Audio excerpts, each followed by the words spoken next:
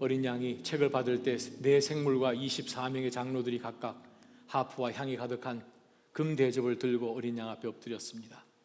이 향은 성도들의 기도입니다. 그들은 새 노래를 부르며 말했습니다. 주는 그 책을 취해 인들을 떼기에 합당하십니다. 이는 주께서 죽임을 당하심으로 주의 피로 모든 족속과 언어와 백성들과 나라들로부터 사람들을 하나님께로 구속해 들이셨고 그들로 우리 하나님께 나라와 제사장들이 되게 하셨으므로 그들이 땅 위에서 왕노릇하게 될 것입니다. 죽임을 당하신 어린 양은 능력과 부귀와 지혜와 힘과 존귀와 영광과 찬양을 받으시기에 합당하십니다. 또 나는 하늘과 땅과 땅 아래와 바다에 있는 모든 피조물들과 그 안에 있는 모든 것들이 보좌에 앉으신 분과 어린 양께 찬송과 존귀와 영광과 능력이 영원토록 있기를 빕니다 라고 하는 소리를 들었습니다. 이에 네 생물은 아멘 하고 화답했고 장로들도 엎드려 경배했습니다.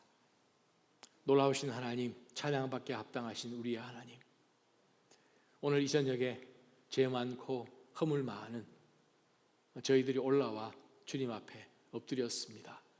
저희가 누구간데 상관하시고 저희를 찾아내시고 구원하시고 씻기시고 너는 내 것이라 안으시고 좌절하고 때로는 우리가 등을 돌리며 주님보다는 세상 쪽으로 기웃기웃하다가 주저앉아 버릴 때에도 또 기다려주시며 또 등을 미시며 일으키시고 앞서시고 뒤서시는 하나님, 오늘 이 밤에 다시 한번 주의 은혜를 기억하며 하나님 앞에 모든 영광과 존귀를 올려드립니다. 저희의 삶을 받아 주시옵소서.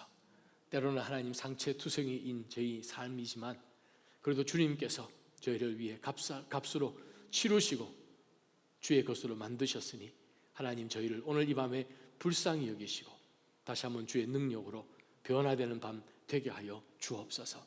저희로 하여금 눈을 들어 이 세상에 놓여있는 것들이 아니라 잠깐 있다 없어질 것 같은 그러한 것들이 아니라 신령한 하늘의 것을 소망하며 주의 얼굴을 바라보는 저희 되게 하여 주옵소서.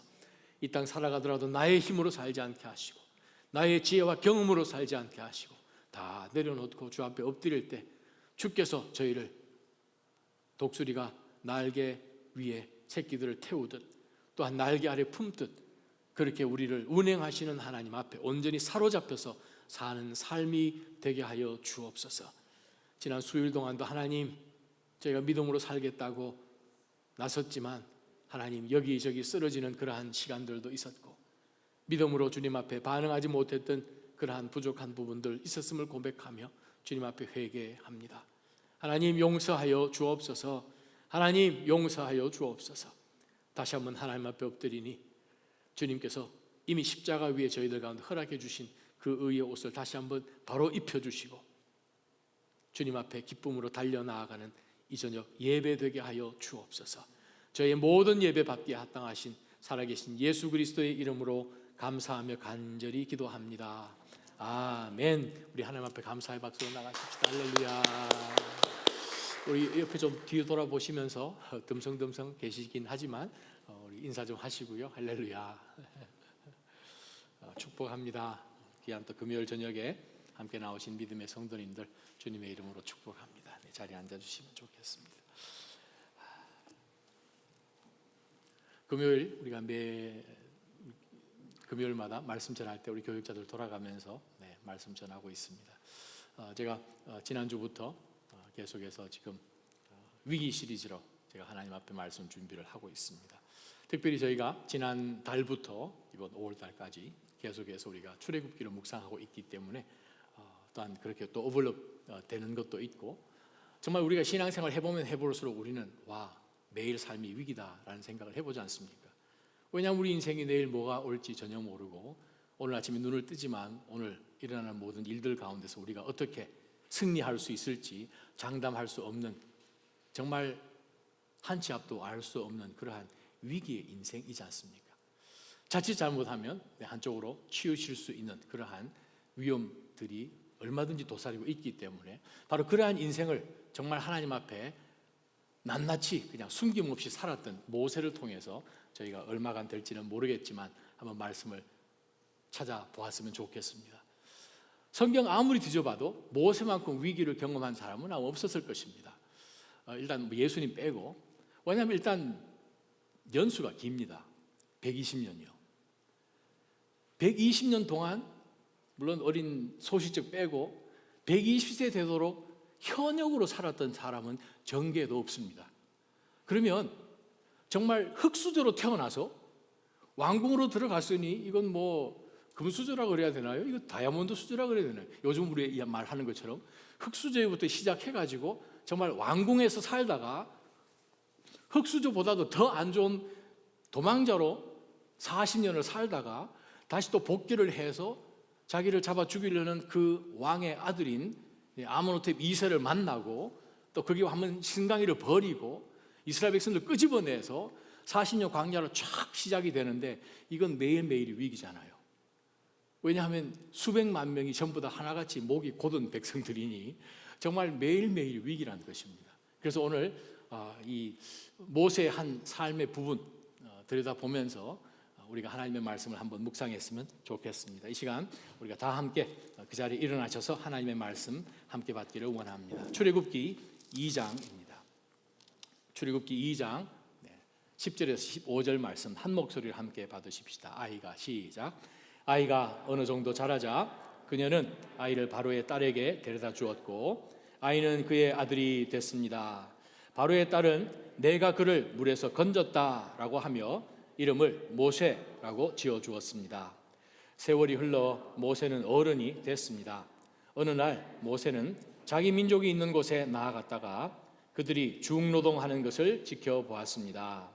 모세는 어떤 이집트 사람이 자기 동족인 히브리 사람을 때리는 것을 보다가 이리저리 살펴 아무도 없는 것을 보고는 그 이집트 사람을 죽여 모래 속에 묻었습니다.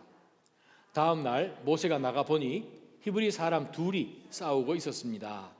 모세가 잘못한 사람에게 왜 동족끼리 치고받고 싸우는 것이냐고 말했습니다. 그 잘못한 사람은 누가 너를 우리 통치자나 재판관으로 세웠느냐? 내가 이집트 사람을 죽이더니 이제 날 죽일 생각이냐? 라고 말했습니다. 그러자 모세는 두려워하며 속으로 내가 한 짓이 탈로 났구나 하고 생각했습니다. 바로는 이 사실을 듣고 모세를 죽이려고 했습니다. 그러나 모세는 바로의 얼굴을 피해 도망쳐 미디안으로 가서 살았습니다. 하루는 모세가 미디안의 한 우물가에 앉아 있을 때였습니다. 하나님 아버지 주신 이 말씀 갖고 저희의 삶을 말씀으로 조명해 보기를 원합니다. 잠깐 있다 없어질 인생이니 주님 저희가 영원한 것에 잣대를 대어서 비추지 않으면 저희가 얼마나 갈팡질팡하면서 살겠습니까? 롱 레인지 뷰를 갖고 살게 하여 주옵소서. 예수님 이름으로 기도합니다. 아멘. 자리에 앉아주시기 바랍니다. 우리가 그리스도인으로 살 때 사실 내 삶 가운데 하나님이 가장 원하시는 것이 무엇일까? 아는 것이 그리 어렵지는 않습니다. 그죠? 내가 이 일을 하면 하나님이 기뻐하실까 아니면 기뻐하지 않으실까? 성경 말씀에 거의 대부분 나와 있기 때문에 크게 우리는 갈등하지 않고 하나님께서 기뻐하시는 일일 거야 라고 생각을 하고 우리를 신앙생활을 해가죠. 그렇게 살지만 사실 우리가 살다 보면 많은 위기를 만나지요. 예를 들어 보십시다. 총각 처녀 시기를 지나고 결혼을 했습니다. 자녀를 하나님이 주셨습니다. 이 자녀에게 하나님께서 정말 아름다운 성품과 인격과 영적으로 균형 잡힌 그런 귀한 아이로 이제 키우고 싶습니다. 그래서 아이에게 축복 기도도 많이 하고 말씀으로 늘 먹이고 기도하게 하고 주일 예배 그러면서 이제 아이를 성장시키면서 아이가 이제 초등학교를 들어가고 중학교 들어가고 고등학교 쭉 들어가는 가운데 우리가 처음에 이 아이를 위해서 축복하고 기도하고 내가 믿음으로 이 아이에게 좋은 본을 보여야지라고 이제 생각을 하면서 시작을 했다가도 사실은 우리가 세상의 가치관에 어느 정도 편승되어서 세상 사람들 추구하는 것, 저렇게 해야 이 아이 잘 키웠다라고 생각하는 어떤 기준들이 이제 떠오르기 시작합니다. 그러다 보니 사실 영적으로 하나님 앞에 좋은 믿음의 균형을 잘 잡고 성장하는 그 자녀가 참 아름다운 자녀인 것을 우리가 잘 알지만 우리가 아이를 키워가다 보면서 세상적인 그런 가치관도 좀 섞어가면서 이제 살아가기 시작하게 되지요. 바로 그것이 위기지요.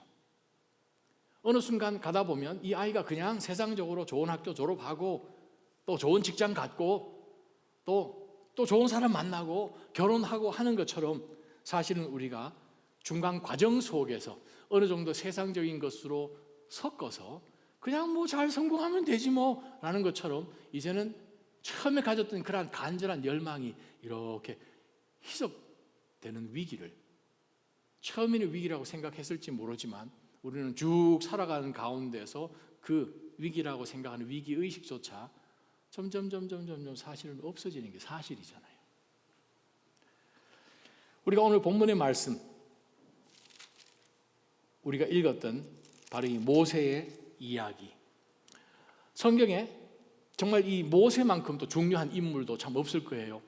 창세기, 출애굽기, 레위기, 민수기, 신명기를 기록하고 또 신약 성경에 가게 되면 또 모세 이야기가 얼마나 많이 또 인용되고 반복됩니까? 특별히 우리가 지금 읽고 있는 이 중요한 모세의 일대기는 구약 성경 지금 우리가 읽은 이 내용뿐만 아니라 거의 똑같이 가는 본문이 있잖아요. 사도행전 7장이요. 사도행전 7장을 보게 되면 21절부터 29절까지죠. 오늘 우리가 읽었던 그 내용과 거의 똑같이 갑니다. 자, 신약에 구약에 한번 등장하는 것도 굉장히 귀한데, 신약에 성령께서 감동을 주셔서 하나님께서 그의 입술을 붙드셔서 기독교 역사의 최초의 순교자가 되었던 스데반이 사내들인 공회 앞에, 모든 유대 지도자들 앞에 하나님께서 구속의 역사를 어떻게 구약 시대 때부터 시작을 하셨는지를 쭉 설교하는 가운데서 이 스데반의 성령의 감동함을 받은 이 스데반이 보고 있는 바로 오늘 저와 여러분이 읽었던 이 말씀을 그들에게 전해준 것이 신약 성경에 한 번 더 나온다는 거예요. 오늘 본문을 이렇게 왔다 갔다 하면서 한번 들여다보려고 합니다. 신학교 다닐 때 재미났던 그런 수업들이 몇 가지가 있는데, 저희는 이제 성경을 많이 좀 집중적으로 가르치는 그런 교과 과정이다 보니까 한 학기 동안 신약 성경에 인용된 구약이란 제목으로 Old Testament Quotation in New Testament 수업을 제가 데럴 박이죠, 사도행전과 또 누가복음의 전 세계 1인자라고 이야기할 수 있는 그분과 구약 학과장인 단 글렌, 그 두 분이 앞에서 강의를 하고 저희 학생들은 중간에 서서 수업 듣는 아주 그런 재미난 그런 경험을 한번 해본 적이 있습니다. 자, 오늘 저와 여러분이 보시는 이 본문 말씀을 이 모세가 직접 기록한 출애굽기와 동일하게 스데반의 관점에서 동일하게 우리가 함께 보면서 오늘 말씀을 한번 들여다보고자 합니다. 위기, 모세처럼 오늘 본문 가운데서 인생의 위기를 경험한 사람이 참 드물죠. 자기는 그것을 전혀 예상하지 않았을 것입니다. 그러나 오늘 본문 가운데 등장하는 바로 이 모세의 실수를 통해서 우리는 또 많은 것을 배우지요. 말씀을 한번 들여다보십시다. 10절에 보게 되니까 2장, 아이가 어느 정도 자랐습니다. 그래서 그녀는 아이를 바로의 딸에게 이제 데려다 줬습니다. 자, 우리가 이 내용들은 너무나 잘 알고 있습니다. 모세가 태어났는데 그 당시에는 그냥 아이가 태어나면 무조건 다 죽이게 되는 정말 이 명을 내렸기 때문에 지금 이 이스라엘 후손들이 태어나면 남자면 무조건 죽이게 되어 있습니다. 그런데 모세가 태어났는데 부모가 보니 정말 하나님의 놀라운 그러한 이 영광이 있는, 계획이 있는 아주 특별한 아이인 것을 그들이 깨닫고 목숨 걸고 이 모세를 3개월 동안 숨겨서 키웠죠. 그러다가 더 이상 목소리도 커지고 키울 수 없는 상태가 되어서 지금 광주리에 담아서 나일강에 띄웠는데, 하필이면 바로 이 바로의 딸 헵세셋, 바로 이 딸이 등장을 해서 그 광주리를 건져서 거기에 아기가 있는 것을 보고 너무 기뻐서 그 아이를 안고 그 아이를 궁중으로 가지고 가서 자기 아버지에게 보여주고 하는 그 내용이 바울 사도하고 동시대에 살았던 플리비우스 조세푸스 2000년 전에 기록된 이 책에 잘 기록되어 있습니다. 아마 우리보다도 옛날 고대 문서들에 훨씬 더 액세스하기가 쉬웠던 2000년 전에 그 기록들을 갖고 기록한 것이니까 아주 상당히 맞는 그런 부분이겠죠. 요세보가 기록한 그 Antiquities 하고 이 Jewish Civil Wars 그 관계되는 그 큰 두 책 가운데서 챕터 9에 아주 자세하게 이 헵세스이 어떻게 가서 그 아기를 구해다가 어떻게 해서 아버지한테 무슨 말을 하면서 전해줬는 그 내용이 아주 자세하게 성경 외 기록으로 기록되어 있습니다. 자, 노예로 태어났는데 정말 하나님의 기가 막힌 경륜 가운데서 왕궁으로 들어와서 제8대, 18대 왕조의 정말 굉장한 그 파워를 가지고 있었던 바로 이 공주, 왜냐하면 무남 동료였거든요. 자, 이 18대 왕조가 아모세스 1세가 이제 세우고 난 다음에 아멘호텝 1세, 그 다음에 두트모스 1세, 그리고 두트모스 1세가 아들이 없어요. 딸 하나밖에 없어요. 헵세셋, 바로 이 공주죠. 그래서 이 공주를 어떻게 해야 되나 하는 가운데서 그러니까 이 첩을 통해서 아들을 하나 얻어서 이 아들에게 왕위를 줄까 말까 하는 가운데서 지금 이 공주가 아들을 데리고 와서 왕궁에서는 이 첩에서 아들을 낳기 전에 이 모세를 왕궁의 후계자로 잡겠다고 하는 그 기록까지 여기 다 나옵니다. 자, 그래서는 지금 이 왕궁 내에서 사실은 파워 게임은 성경에는 나오지 않지만 상당히 있는 가운데서 모세는 분명한 것은 굉장한 이 미래가 보장된 그러한 지금 인물로 이 공주의 딸로 이 왕의 손주로 지금 받아들여진 상황이 오늘 저와 여러분이 본 10절입니다.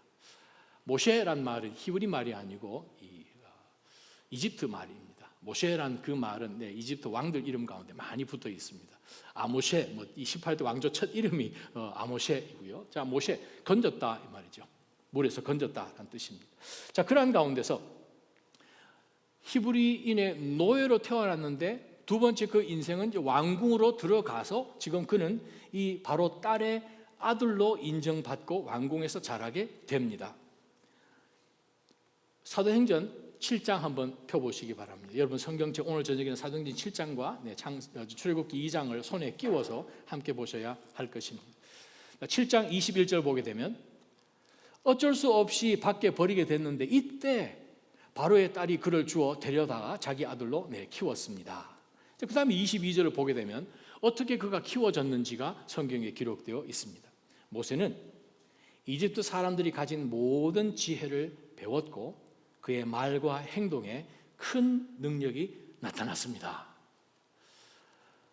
역사가들은 대개 추측하기를 이 모세가 아마 3살 정도 됐을 때에 입양을 하지 않았는가. 왜냐하면 그 당시 입양할 때 대개 3살에서 4살 때 입양을 하거든요. 그래서 그때 이제 입양을 했는데 그러면 그 이제 교육을 시키는데 이 교육하는 기간이 상당히 깁니다. 정식 공식 수업이 4살 때부터 시작해서 12년 동안 진행이 되는데 그 헬리오폴리스가 있는 바로 그 태양 신전에서 이제 교육을 시작하죠.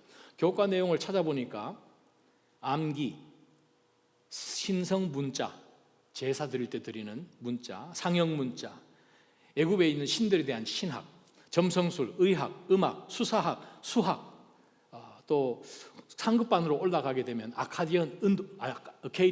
아카디아어도 배워야 되고 또 가나안에서 사용되는 가나안어도 배워야 되고 또 체력 훈련이 있었습니다. 체력 훈련 안에는 전차 운전하기, 활 쏘기, 무기 다루기, 그 다음에 군사 훈련 이런 것들을 바로 총 12년 동안 아주 시리어스하게 그들에게 교육을 시키는데 그 당시에 이집트면 초강국이니까 하버드 같은 것이 바로 이 태양 신전에서 수업을 하고 있었던 것이죠.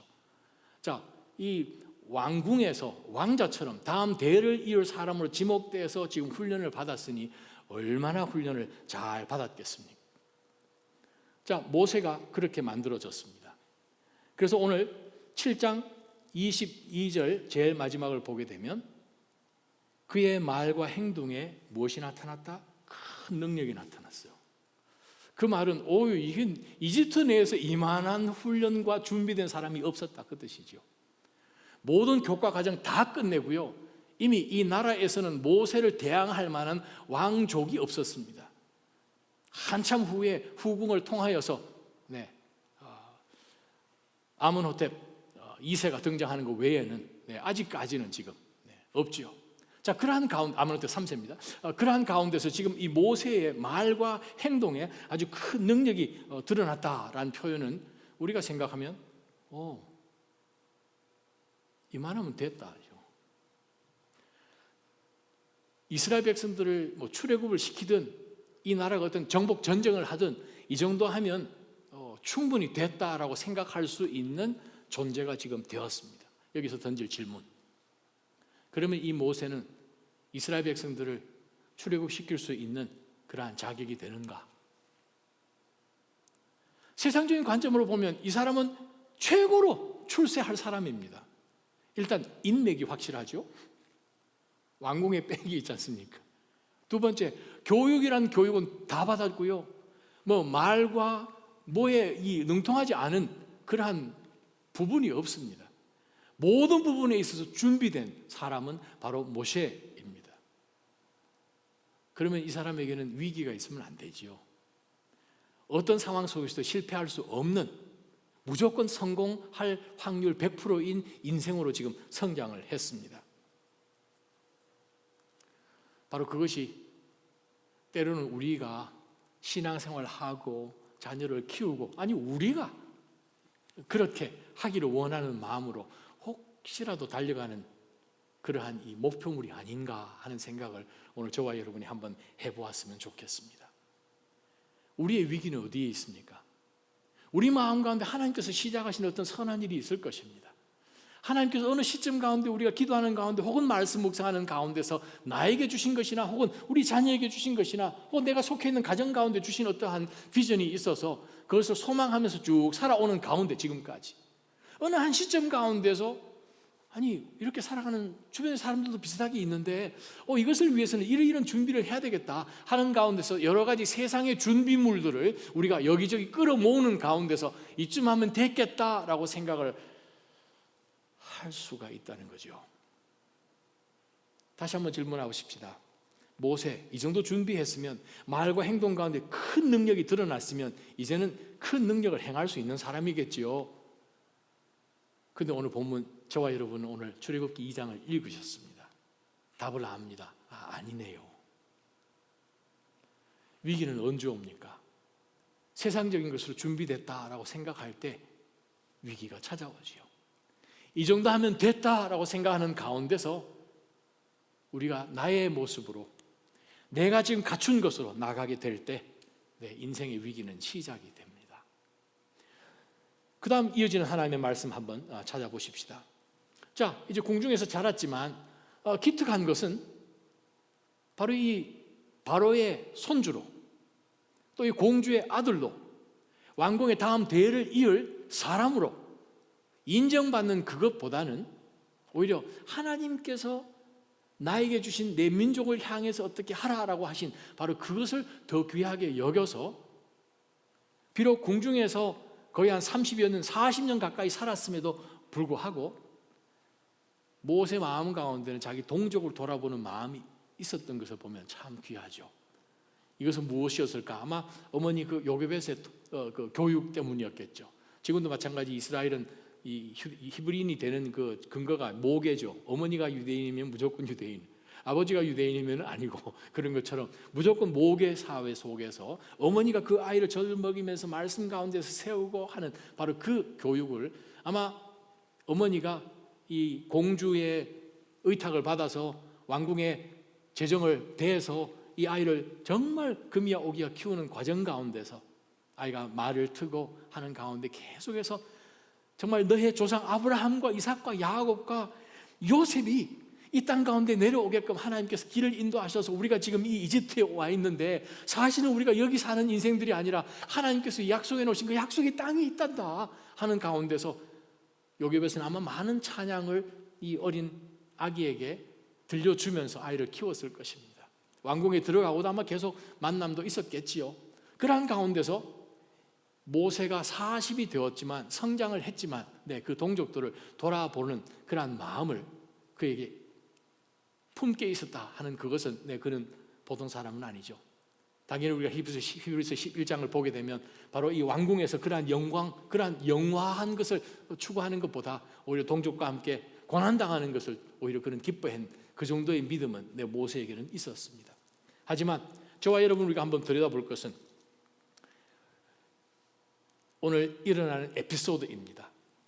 2장 11절로 한번 넘어가 보십시다. 이제 이때는 이제 모세가 40살이 되었을 그때죠.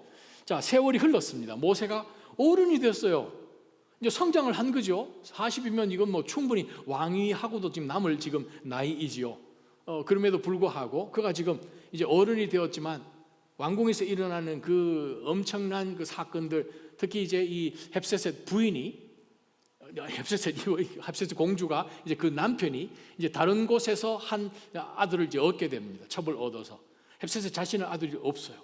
첩에서 아들을 낳아서 자기가 두트모스 2세와 낳은 그 이 딸을 결혼을 시킵니다. 그래서 이제 아이를 이제 낳게 되고 하는 가운데서 이 헵세셋 공주가 자기 아들을, 정말 너무 어린 아들이지만 그를 섭정을 하면서 오랫동안 20여 년 동안 바로로, 헵세셋 공주 자체가 바로로 그렇게 이집트를 다스리게 되죠.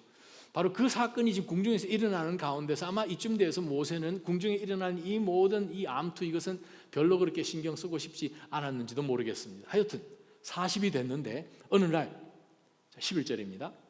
모세는 자기 민족이 있는 곳에 나갔다가 그들이 중노동하는 것을 지켜보았습니다. 모세는 어떤 이집트 사람이 자기 동족인 히브리 사람을 때리는 것을 보았습니다. 자, 지금 이제 모세가 어떤 행동을 옮겨지는 그러한 어떤 날에 일어난 사건인데, 그가 무엇으로 트리거가 됐는가를 가만히 보면 40이 됐어요. 근데 오늘인가 내일인가 지금 전혀 모르는 가운데서 하나님께서 모세에게 주실 이 엄청난 미션을 감당할, 하루는 동족을 찾아보러 나아갔는데 보니까 이 애굽 사람이 자기 동족 히브리 사람을 그냥 쥐어 때리는데 조금 심하게 때렸어요. 저와 여러분이 보시는 11절 마지막에는 때리는 나카라는 그 단어는 아주 심하게 때리다는 뜻이에요. 근데 바로 12절에도 나왔지만 사사기 1장에도 나왔지만 죽이다라는 단어도 쓰이는 단어입니다. 그 말은 아주 심하게 때렸다는 거죠. 죽을 만큼 때렸다는 거죠. 자기가 보니까 아니 이게 지금 무슨 일인가 하는 가운데서 이거는 아니지, 저 사람이 저렇게 죽을 만큼 거의 죽도록 맞는 것은 아니지 하는 가운데서 자기가 인터셉을 하게 되는 것입니다. 자, 그랬습니다. 12절 이리저리 살폈습니다. 아무도 없는 것을 확인했습니다. 이집트 사람을 뭐 왕궁에서 그냥 특수훈련을 받았으니 뭐 사람 한 사람 죽이는 거야 뭐 쉽게 했겠죠. 쓱 죽이고 난 다음에 모래에 그냥 쓱 파묻어 버렸습니다. 여기서 무슨 문제가 있나요? 우리의 위기는 하나님의 뜻이 아닌 내 뜻을 하나님 뜻보다도 먼저 앞세워서 나아갈 때 인생의 문제가 시작되죠. 결국은 저와 여러분이 잘 아십니다. 15절에 보지만 광야지요. 광야 어떻게 하다가 그 인생이 정말 흙수저로 시작했다가 이렇게 금수저나 이 다이아몬드 수저 정도 됐으면 계속 그대로 가야 될 것 같은데 이제는 이건 뭐 목숨 걸고 도망해야 할 도망자 신세까지 내려오는 바로 그 사건, 하루에 일어나는 그 사건이 어디서부터 시작했는가? 그가 무엇을 보고 이것이 큐 사인이다 생각을 하고 그가 행동을 옮겼는가라는 것입니다. 보았지요, 눈으로 일어나는 것을 보면서 자기 스스로는 의문을 가졌는지 모르겠습니다. 너가 왜 내 동족을 이렇게 때리느냐 했지만 하나님께서는 단 한 번도 모세에게 모세야 저 애굽 사람을 죽여버려라 그렇게 얘기 안 하셨잖아요. 지금 모세가 사람을 죽이는 것이 사실은 정당하다고 자기도 아마 생각을 안 했을 거예요. 왜? 사람 죽이는 것이 이건 이집트에서나 뭐 이스라엘 마찬가지고 모든 민족들 다 그렇겠지만 살인하는 것은 금지됐을 테니까 몰래 죽인 거죠. 다 둘러보고 아무도 보는 사람이 없는 것을 확인하고 죽였으니까 자기 마음 가운데 죽이는 것은 정당하지 않다라는 것을 모세는 알았습니다. 근데 모세가 여기서 두리번 했지만 어디를 한 군데 안 봤어요. 저와 여러분이 때로는 주변에 사람이 있는가 두리번 하지만 어느 한 곳을 안 봐요. 어딥니까 거기가? 저 위를 안 보고 저 위. 하나님은 다 보시잖아요. Q 사인을 어디서 받아야 됩니까? 우리 인생의 위기는 Q 사인을 내 스스로 내려버리기 때문에 Q 사인 때문에 사고가 나죠. 하나님께서 time to move 말씀하셔야 우리를 움직이는 것입니다. 이스라엘 백성들이 40년 광야 생활하는 가운데서 불기둥과 구름 기둥이 움직일 때 그들은 움직이는 것입니다. 하나님께서 가라라고 말씀하실 때 가는 것입니다. 그런데 우리는 신앙생활 한다고 하는 가운데서 때로는 큐 사인을 너무나 일어나는 상황 가운데서 우리가 본다는 거죠. 하나님께서 그 상황 가운데 말씀을 하셨으면 뭐 괜찮겠죠. 그러나 하나님은 아무 말씀 안 하셨는데 그것을 보면서 우리가 판단합니다. 왜 너는 죄를 저렇게 때리냐? 그럼 너 한번 죽어볼래? 하는 가운데서 인간의 혈기가 먼저 나온 가운데서 네, 오늘 단락은 지금 끝났습니다. 그 다음에 한번 보십시다. 그러고 난 다음에 다음 날 모세가 또 자기 동족에게 나타났습니다. 이때는 내가 어제 한 사람 해치웠다 하는 그러한 마음과 내가 내 동족을 위해서 뭔가 좀 일했다라는 그러한 이 자부심과 내가 오늘은 좀 어떤 일을 해줘야 되나 하는 가운데서 나아갔지만 하나님의 놀라운 뜻이 이집트 사람 한 사람 없애는 것이었겠습니까? 하나님의 뜻이 이집트 군대를 다 홍해바다에 몰살시키는 것이었겠습니까? 아니잖아요. 여호와 하나님이 하나님 되심을 보여주고 하나님의 영광 앞에 모든 방언과 백성들이 나와서 경배하는 그것이 하나님의 뜻이잖아요. 그걸 위해서 하나님이 이스라엘을 선택하셨잖아요. 그걸 위해서 하나님이 저와 여러분을 하나님의 백성으로 뽑으셨잖아요.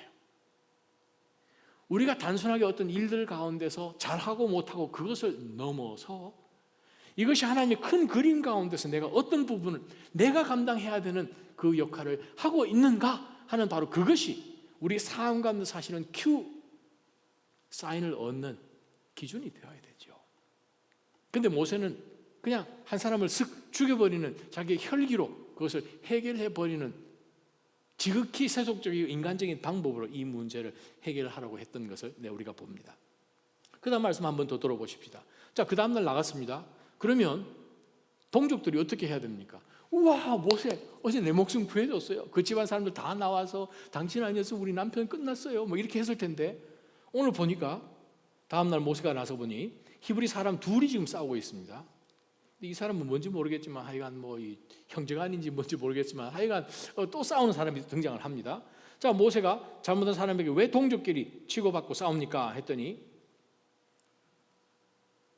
원래는 모세가 지금 기대하는 것은 무엇입니까? 야, 당신 정말 어떻게 보니까 이 왕족인데 몰랐겠죠. 잘 등장 안 했었을 테니까. 어떻게 우리를 돌아보십니까? 누구십니까? 이야, 당신 같은 사람이 이 왕궁의 히브리인들을 위해서 정말 대언자처럼 그곳에 있네요. 정말 이 모세를 환영하는 그러한 것이 정상이잖아요. 보통 영화 같은 데서 보면. 그래서 이제 으쌰으쌰 해가지고 이제 있는 이 정부들을 무너뜨리고 막 그렇게 일이 진행돼야 되는데 모세가 등장을 했는데 지금 모세도 헷갈려하고 히브리 사람들은 더 헷갈려 하잖아요. 하나님께서 하시면 질서 가운데 하십니다. 하나님께서 하시면 모든 것이 합력하여 뭐를 이루신다? 선을 이루세요. 아귀가 착착착착 맞죠? 하나님께서 하시면. 근데 우리가 하나님보다 먼저 나의 뜻을 앞세워서 일어나는 모든 상황 가운데서 하나님하고 전혀 상관없이 내가 방아쇠 당겨버리고 큐 사인 받아가지고 그냥 나가버리면 모든 것이 케이오스가 된다는 거죠. 자, 모세가 지금 조금 머쓱해졌습니다. 머쓱하다 못해 두려워졌습니다. 아니, 내가 어제 한 일을 벌써 이렇게 소문이 다 났단 말인가? 결국 그 소문이 왕궁까지 들어가게 되죠. 두트모스 3세까지 들어가게 되죠. 두트모스 3세는 54년 동안 통치한 18대 왕조 중에서 가장 오래 산 사람입니다. 모세가 40년 광야 생활 하는 가운데서 하나님께서 너를 찾던 바로가 죽었느니라 라는 바로 그 사람입니다. 54년간 왕위에 앉아 있었으니 정말 이 장수를 한 사람이니까 얼마나 이 모세가 참 두려워할 만한 그러한 목숨을 앗아가려고 하는 바로였겠습니까? 자, 그러한 가운데서 귀에 들어갔구나. 모세가 지금 머쓱하죠? 히브리 사람 입장은 어떻습니까? 아니, 우리가 당신을 언제 우리의 심판자로 샤밧, 우리를 통치하는 사람으로 재판관으로 우리가 너를 세웠단 말이니 너도 어디서 굴러온 놈이냐? 라고 이야기하면서 지금 모세를 밀어내고 있죠. 원래 이러면 안 되지 않습니까? 아유, 모세 정말 잘 왔어요. 우리 두 사람 사이에 좀 시시비비를 가려주시오. 막 이렇게 우리를 환영해 줘야 되는데 우리가 하나님의 뜻, 하나님의 시간, 하나님의 방법 다 차치하고 우리 문제로 그냥 나아가서 우리 방식으로 해버리면 우리도 헷갈리고 주변에서 우리를 통해서 하나님께서 하실 일을 은근히 기대하면서 바라보는 믿음의 지체들이나 아니면 안 믿는 사람들도 헷갈려 하죠. 아이, 믿는 사람이라고 그러더니 우리랑 똑같네, 뭐 그럴 거 아니에요. 아니, 우리보다 더하네라고 이야기하겠죠. 통계를 내보니 안 믿는 사람들 교회 안 오는 이유가 크리스천들 때문에 안 온다 그러잖아요. 도대체 세상에서 만나면 우리보다 더한데 그 사람이 저기 가서 하고 있으니까 못 가겠다는 거죠. 정말 우리의 삶 가운데서 큐 사인은 하나님으로부터 받아야 되는 거죠. 상황 가운데서 우리가 보고 판단하는 그것은 이미 에덴 동산에서부터 보고 판단하는 그것이 얼마나 어리석은 것인지를 우리는 뼈저리 기억해야 될 줄 믿습니다. 그랬더니 육신이 먼저 나아갔더니 하나님 뜻보다 자기의 뜻이 먼저 나아갔더니 어떻게 일이 진행됐습니까? 정말 큰 갈등 가운데 예전보다 더 심한 어려움이 그에게 닥쳤습니다. 14절 보니까 그 잘못한 사람은 누가 너를 우리 통치자나 재판관으로 세웠느냐? 네가 이집트 사람을 어제는 죽이더니 이제 날 죽일 셈이냐? 라고 말했습니다.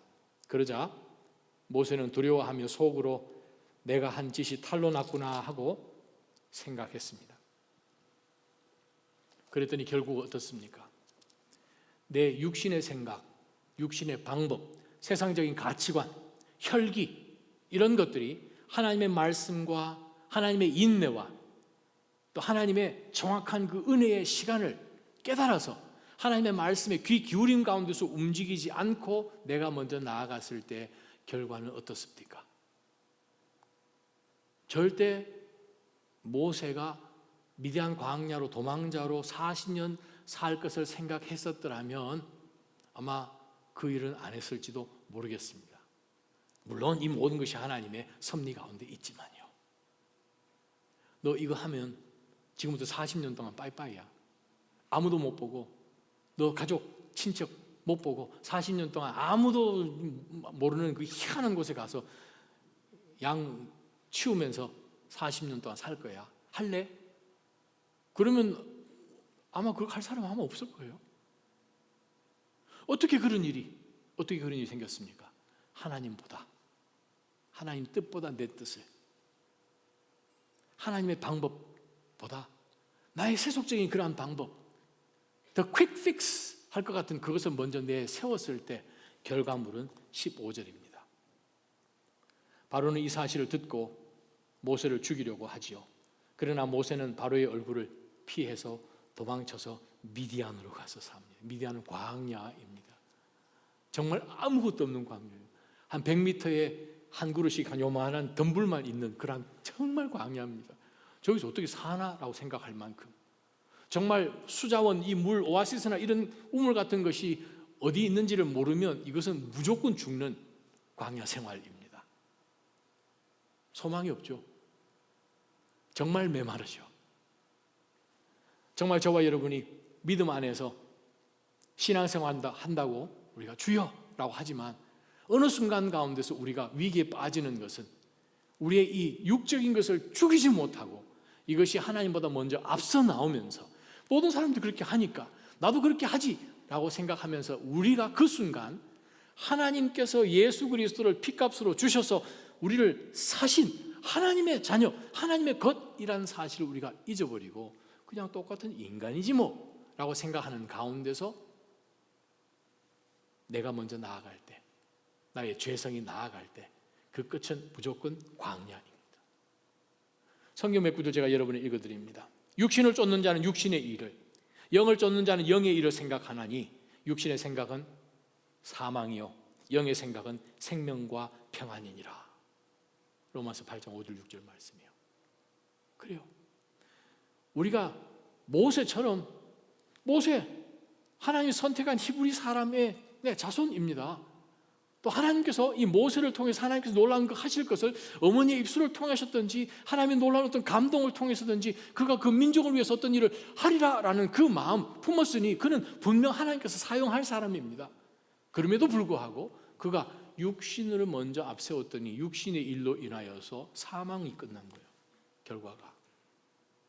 그러나 영은 무엇입니까? 성령을 통해서 우리가 늘 하나님 말씀하십시오, 제 마음 감동 주십시오, 뜨거움 주십시오 하면서 나아갈 때는 생명과 평안이라는 거예요. 여러분, 모세의 제일 마지막 부분 보십시오. 광야 가운데 그냥 정처 없이 떠났는데 와우, 이제는 왕자 같은 그러한 이 의시되는 그 모든 것 다 던져버렸을 거예요. 거치장스러운 거 다 집어 던졌을 거예요. 아니, 왕복 입고 도망 다닐 수는 없으니까 아마 다 벗어버리고 아마 목동처럼 옷을 변장하면서 다녔겠지요.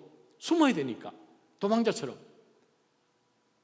다 내려놓을 때 하나님께서 역사하십니다. 어떻게 하십니까?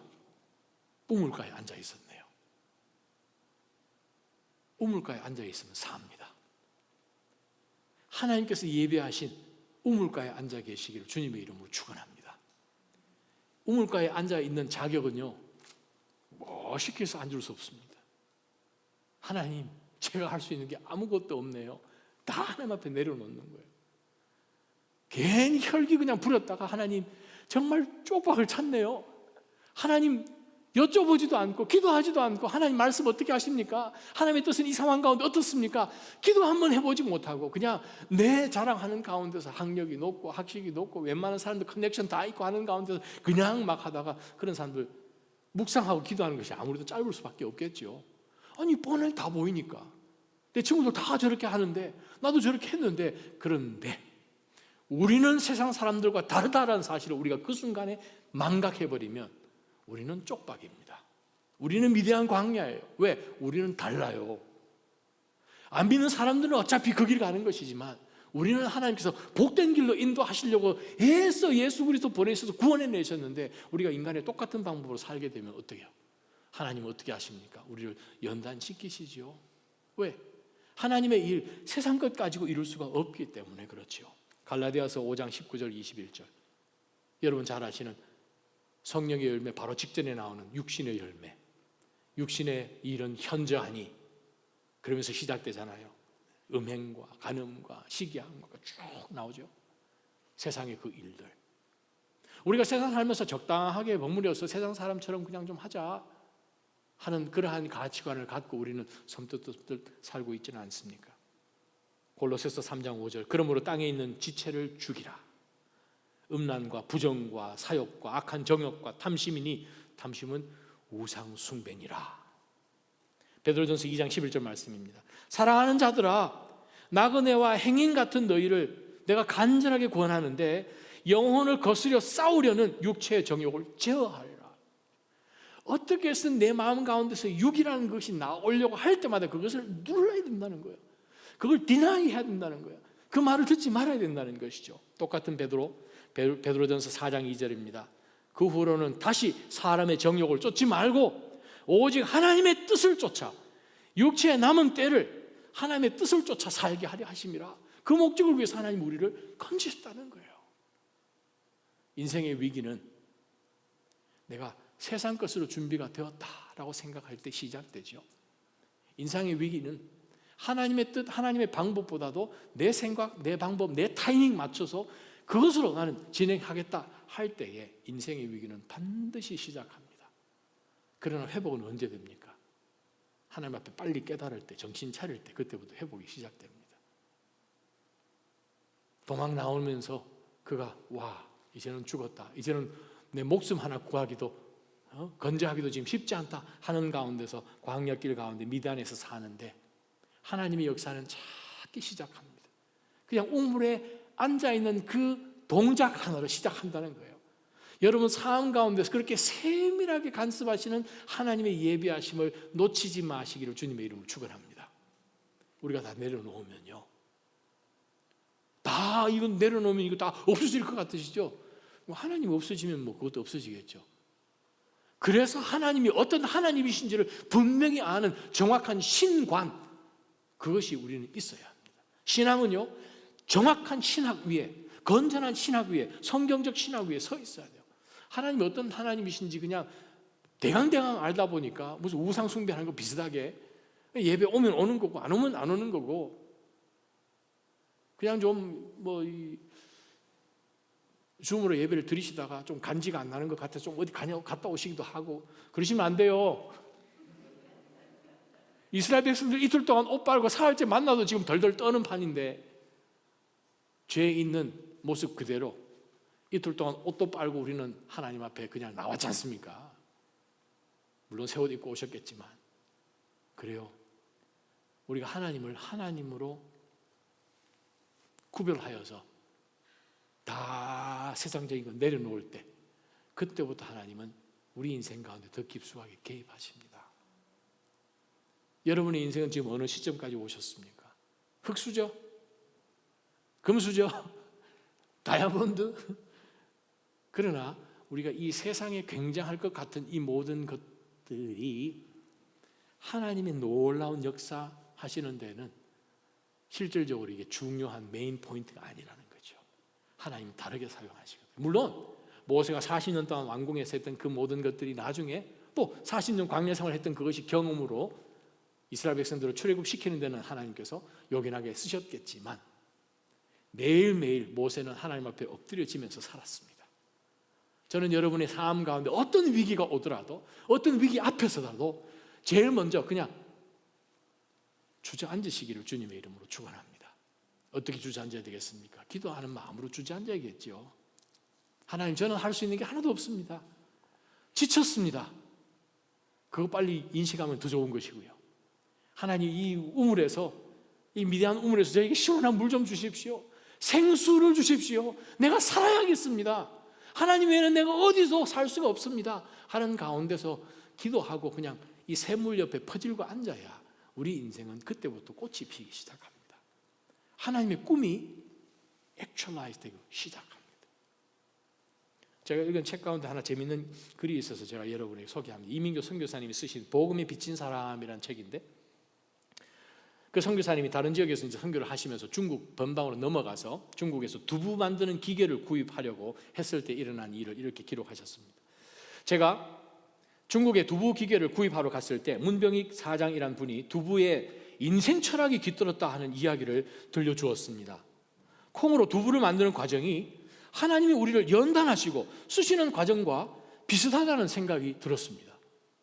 두부를 만드는 과정에서 제일 먼저 하는 일은 더러워진 콩을 깨끗이 씻는 것입니다. 이는 죄악된 세상에서 더러워진 우리를 죄사함과 세례로 깨끗하게 하시는 것에 해당되는 것이겠지요. 그 다음 콩을 불립니다. 콩이 두세 배 크기로 불어나지요. 하나님은 우리가 죄사함을 받고 난 후 바로 훈련시키지 않으시고 꿈을 주시면서 격려하십니다. 키워내십니다. 콩은 요만하다고 생각하지만 물을 주니까 이만하게 되는 거죠. 그래서 우리는 뭐라도 된 양 우쭐대기도 하지요. 그러나 하나님은 때가 되면 우리를 하나님의 사람으로 빚기 시작하십니다. 다음 과정은 콩을 가는 것입니다. 콩을 처음 갈 때는 쿵탕쿵탕 소리가 참 요란합니다. 갈리지 않으려고 콩들이 반발하기 때문입니다. 갈리는 데는 그만큼 희생이 따르지요. 자기를 부인하고 자기가 죽는 아픔이 있습니다. 그러나 두 번째 갈 때는 거의 소리가 나지 않습니다. 깨어진 정도가 아니라 이미 형체도 없이 곱게 갈리는 단계로 진입했기 때문입니다. 이는 우리의 교만한 내면이 하나님의 훈련으로 깨지고 갈리는 과정이지요. 그 다음은 가열하는 과정입니다. 100도 이상의 온도에서 끓여서 모든 불순물과 세균을 제거해서 순수하게 하는 것입니다. 이것은 성화되는 과정이라고도 할 수 있겠습니다. 하나님은 우리를 쓰시기 전에 반드시 우리를 낮추고 우리 삶의 동기와 목적을 순수하게 만드십니다. 이 낮아지는 과정에는 물론 아픔이 있지요. 그러나 사실 알고 보면 이 과정도 복입니다. 그렇습니다. 콩이 두부로 만들어진 과정도 이 정도인데 우리 인생이 하나님 손에 들려서 우리를 만드신 분의 목적을 통해서 그 목적이 펼쳐질 때는 얼마나 놀라운 영광이 있을 것이고 그 과정 가운데는 동일하게 연단이 있겠습니까? 우리는 완전하지 못하지요. 우리는 늘 부족하지요. 늘 쓰러지지요. 그러나 하나님만 온전하십니다. 우리가 이 시간 다 함께 한번 찬양하면서 하나님 앞에 나갔으면 좋겠는데